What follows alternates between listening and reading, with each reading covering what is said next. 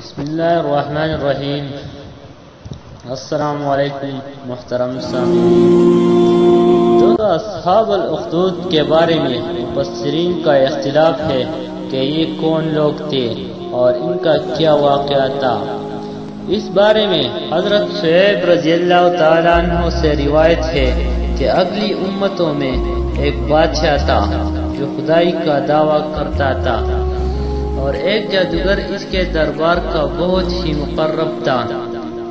ایک دن جادوگر نے بادشاہ سے کہا کہ میں اب بوڑھا ہو چکا ہوں، لہذا تم ایک لڑکے کو میرے پاس بھیج دو تاکہ میں اس کو اپنا جادو سکھا دوں۔ چنانچہ بادشاہ نے ایک ہوشیار لڑکے کو جادوگر کے پاس بھیج دیا۔ لڑکا روزانہ جادوگر کے پاس آنے جانے لگا، لیکن راستے میں ایک ایماندار راہب رہتا تھا۔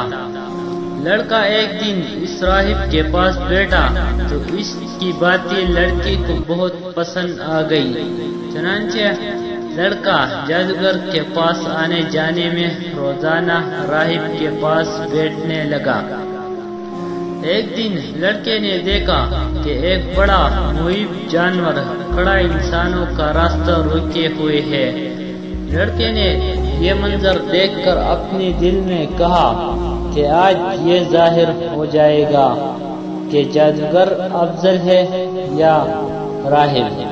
چنانچہ لڑکے نے ایک پتھر اٹھا کر یہ دعا مانگی کہ یا اللہ، اگر تیرے دربار میں یہ مذہب جادوگر سے زیادہ مقبول و محبوب ہے تو اس جانور کو اسی پتھر سے مقتول فرما دے۔ یہ دعا کر کے لڑکے نے جانور کو اسی پتھر سے مار دیا تو یہ بہت بڑا جانور ایک چھوٹے سے پتھر سے قتل ہو کر مر گیا اور لوگوں کا راستہ کھل گیا۔ لڑکے نے جا کے راہب سے یہ پورا واقعہ بیان کیا تو راہب نے کہا کہ اے لڑکے، خدا کے دربار میں تیرا مرتبہ بلند ہو گیا ہے، لہذا اب تو ان قریب امتحان میں ڈالا جائے گا، اس لیے کسی کو میرا پتہ نہ بتانا اور امتحان کے وقت صبر کرنا۔ اس کے بعد یہ لڑکا اس قدر صاحب کرامت ہو گیا کہ اس کی دعاؤں سے مادرزاد اندھے اور کوڑے شفا پانے لگے۔ رفتہ رفتہ بادشاہ کے دربار میں اس کا چرچا ہونے لگا تو بادشاہ کا ایک بہت ہی مقرب ہمنشین جو اندھا ہو گیا تھا اس لڑکے کے پاس بہت سے ہدایہ و تحائف لے کر حاضر ہوا اور بصارت کے لیے دعا کا طالب ہوا۔ تو لڑکے نے کہا کہ اگر تو اللہ تعالیٰ پر ایمان لائے تو میں تیرے لیے دعا کروں۔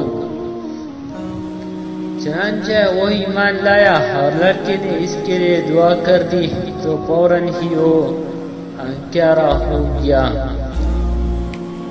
اور بادشاہ کے دربار میں گیا تو بادشاہ نے پوچھا کہ تمہاری آنکھوں میں بصارت کیسی آ گئی؟ تو مقرب ہمنشین نے کہا کہ میرے رب نے مجھے بصارت عطا فرما دی۔ بادشاہ نے غضبناک ہو کر کہا کہ کیا میرے سوا بھی تمہارا کوئی رب ہے؟ تو اس نے کہا کہ ہاں، اللہ تعالیٰ میرا اور تیرا دونوں کا رب ہے۔ بادشاہ نے اس کو طرح طرح کی سزائیں دی کر پوچھا کہ کس نے تجھے یہ بتایا؟ تو اس نے لڑکے کا نام بتا دیا۔ بادشاہ نے راہب کو گرفتار کر کے اسے کہا کہ تم اپنی عقیدہ کو چھوڑ دو، مگر راہب نے صاف صاف کہہ دیا کہ میں اپنی اس عقیدہ پر آخر دم تک قائم رہوں گا۔ یہ سن کر بادشاہ آگ بگولا ہو گیا اور اس نے راہب کے سر پر آرا چلا کر اس کو 2 ٹکڑے کر دیا۔ اس کے بعد بادشاہ نے اپنے مقرب ہمنشین کے سر پر بھی آرا چلوا دیا۔ پھر لڑکے کو سپاہیوں کے سپرد کیا اور حکم دیا کہ اس کو پہاڑ کی چوٹی پر چڑھا کر اوپر سے نیچے لڑکا دو۔ لڑکے نے پہاڑ پر چڑھ کر دعا مانگی تو ایک زلزلہ آیا اور بادشاہ کے سپاہی زلزلہ کے جھٹکوں سے ہلاک ہو گئے۔ اور اور لڑکا سلامتی کے ساتھ پھر بادشاہ کے سامنے آ کر کھڑا ہو گیا۔ پھر بادشاہ نے غیظ و غضب میں بھر کر حکم دیا کہ اس لڑکے کو کشتی پر بٹھا کر سمندر میں لے جاؤ اور سمندر کی گہرائی میں لے کر اس کو سمندر میں پھینک دو۔ چنانچہ بادشاہ کے سپاہی اس کو کشتی میں بٹھا کر لے گئے۔ پھر جب لڑکے نے دعا مانگی تو کشتی غرق ہو گئی اور سب سپاہی ہلاک ہو گئے، اور لڑکا صحت و سلامتی کے ساتھ بادشاہ کے سامنے آ کر کھڑا ہو گیا اور بادشاہ حیران رہ گیا۔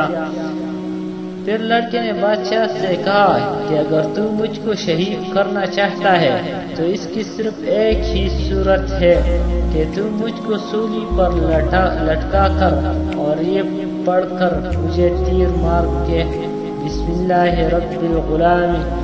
چنانچہ اسی ترکیب سے بادشاہ نے اس لڑکے کو تیر مار کر شہید کر دیا۔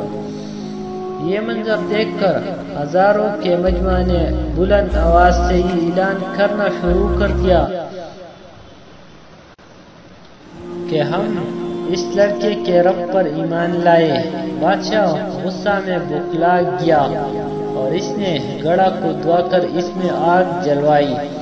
جب آگ کے شعلے خوب بلند ہونے لگے تو اس نے ایمانداروں کو پکڑوا کر اس آگ میں ڈالنا شروع کر دیا، یہاں تک کہ 70 مومنین کو اس آگ نے جلا ڈالا۔